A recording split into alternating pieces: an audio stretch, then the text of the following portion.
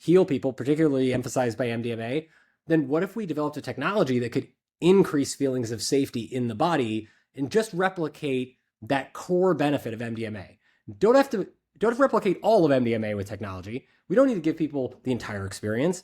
We're just going to hone in on what we perceive the science says is the most impactful part of the MDMA therapy experience for healing to happen, right? Maybe it's safety. And maybe that's the nervous system and the balance between the sympathetic fight or flight and the parasympathetic vagal rest and digest system is helping to tell that story. So we developed the technology, tested it on ourselves at the lab in the University of Pittsburgh Medical Center Department of Psychiatry, and then started running clinical trials. And we found that reliably, these vibration patterns that come out of Apollo that feel like a very soothing, slow ocean wave regulate what's called cardiorespiratory resonance, which is how well your heart and lungs are working together, which is what happens when you do biofeedback or do like a 90-second slow, deep breathing exercise. And that it increases vagus nerve activity. And now studies have shown that it's actually helping reduce PTSD symptoms as much or more than SSRI-based medications. And right? So like we're starting to see that like the path of thinking and how just following the thread of what is the signature of the nervous system when we're in a trauma or mentally ill state, and what is the signature when we're healthy? Fear, threat, safety, right? Safety being trigger of healthy. And then let's amplify that and just see what happens. And it actually worked, which is really great because research almost never pans out. Man, and I'm certainly glad it panned out too. So before I forget to tell this story, folks, I brought my wife, either Metabolic Health Summit or Eudaimonia, the first Eudaimonia. And I think you and I were on around the same time. And she's like, with all due respect, my love, I'm going to go see Dr. Dave because this is the most interesting shit in the, in the conference.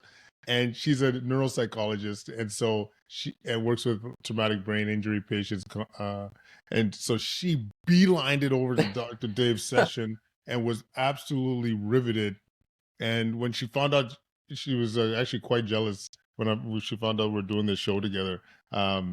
She's like, "Can I pop in?" I'm like, "Absolutely not. You enough of you and Dr. Dave here."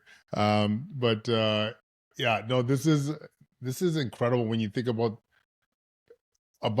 how you came to the conclusion, and it's whether it's a mix of first order thinking or like 80-20, like thinking about that safety component, asking yourselves, how do we create that in the most simplest form, and how does the body recognize it, right? Not just what is it, what do we think about it up here? Because when we start thinking about it up here, we like overthink it very quickly and it becomes so complicated, right? It starts to include like financial safety, legal safety, email safety, the news, right? Like it gets really complicated.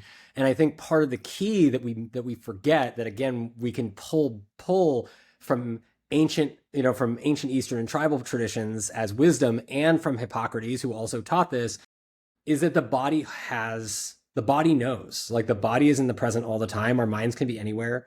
And it's, how does our body recognize safety, right? And know safety? What is the biological signature between everything that lives in here that signals safety to the brain? And so it was that approach rather than the, what's this doing so much, which is a very much like somatic, like yogic approach, more than a Western approach to it. But I think the Western approach is part of it. It's a great approach for a lot of reasons, but it also is part of the reason why psychoanalysis and like all these things are so freaking complicated.